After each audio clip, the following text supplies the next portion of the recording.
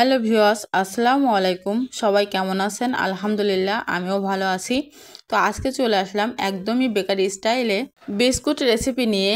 এভাবে যদি আপনারা বিস্কুট বানান তো একদমই পারফেক্ট হবে, কখনো বেকারি থেকে বিস্কুট কেনা লাগবে না।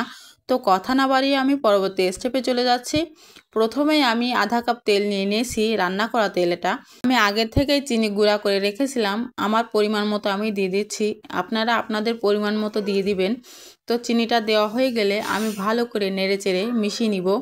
দেখুন আমি কিভাবে মিশাচ্ছি, হুবহু একই নিয়মে আপনারাও মিশিয়ে নেবেন। চিনিটা যতক্ষণ পর্যন্ত একটু গলে না যায় ততক্ষণ পর্যন্ত একটু মেশাতে থাকবেন। যখন এই পর্যায়ে আসবে তখন দিয়ে দিব 1 প্যাকেট গুঁড়া দুধ। গুঁড়া দুধটা দেওয়া হয়ে গেলে আমি 4 কাপের 1 কাপ দিয়ে দিলাম ময়দা। তো আমার কাছে মাপা কাপটা নাই, এজন্য আমি 4 কাপের 1 কাপ মেপে দিলাম। এরপর দিয়ে দিলাম আধা চামচ বেকিং পাউডার। এরপর আমি সবগুলো উপকরণকে একসাথে হাতের সাহায্যে ভালো করে মথে নেব। দেখুন আমি কিভাবে মথে নিচ্ছি, আস্তে আস্তে করে হুবহু এরকম করে মথে নিতে হবে। তো আমি হাতে আরেকটু তেল মাখিয়ে নিলাম, নিয়ে এবার আমি ডোটাকে তৈরি করে নিব। দেখুন কিভাবে প্রথমে একটু গোল করে তারপর একটু চ্যাপ্টা করে নিচ্ছি। তো এভাবে করে আপনারা একটা শেপ দিয়ে নেবেন। এরপর বিস্কুটটাকে সাজিয়ে নেওয়ার পালা। তো আমি আগে থেকে একটা থালায় তেল ব্রাশ করে কাগজ বিছিয়ে দিয়েছিলাম। তো আমি কাগজ বিছিয়ে দেওয়ার পরে এবার বিস্কুটগুলোকে আমি একটু সাজিয়ে নিচ্ছি। বিস্কুটের শেপগুলোকে অবশ্যই একটু ফাঁকা ফাঁকা করে বসাবেন, না হলে ব্রেক করার সময় বিস্কুট অনেকটাই ফুলে যাবে, আর ফুলে গেলে একটার সাথে একটা লেগে যাবে। এই জন্য বিস্কুটগুলোকে অবশ্যই একটু ফাঁকা ফাঁকা করে বসিয়ে দিবেন। তো দেখুন আমার বিস্কুটগুলো সাজানো প্রায় কমপ্লিট, এখনও আমি সাজিয়ে নিচ্ছি। বিস্কুটগুলো সাজানো হয়ে গিয়েছে, এরপর আমি একটু ডিজাইন করে নিব। এজন্য আমি একটি কাঠি নিয়েছি, কাঠির সাহায্যে একটু ছিদ্র করে দিচ্ছি।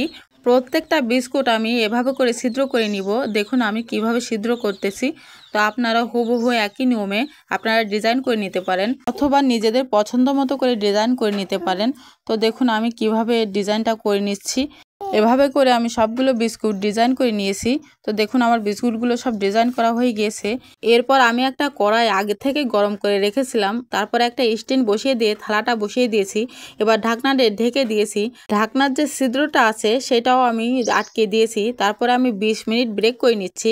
20 মিনিট পর ফিরে আসলাম, আমার বিস্কুটগুলো হয়ে গিয়েছে আর ফুলে ডাবল হয়েছে। এরপর আমি বিস্কুটগুলোকে তুলে নিচ্ছি একটা খুন্তির সাহায্যে। দেখুন আমি আস্তে আস্তে বিস্কুটগুলোকে সব তুলে নিয়েছি। তো দেখুন বিস্কুটগুলো কতটা পারফেক্ট হয়েছে। আমার ভিডিওটি যদি ভালো লেগে থাকে অবশ্যই লাইক কমেন্ট শেয়ার করবেন আর আমার পাশে থাকবেন। তো দেখুন বিস্কুটগুলোকে আমি সাজিয়ে নিচ্ছি। এভাবে করে আপনারা আপনাদের পছন্দ মতো করে সাজিয়ে নেবেন। এভাবে করে বিস্কুট বানালে কখনোই আপনার দোকান থেকে বিস্কুট কিনে খাওয়া লাগবে না, আমি গ্যারান্টি দিয়ে বলতে পারি। আমার রেসিপিটা কেমন লেগেছে সবাই কমেন্টে জানাবেন। সবাই ভালো থাকবেন, সুস্থ থাকবেন। আল্লাহ হাফেজ।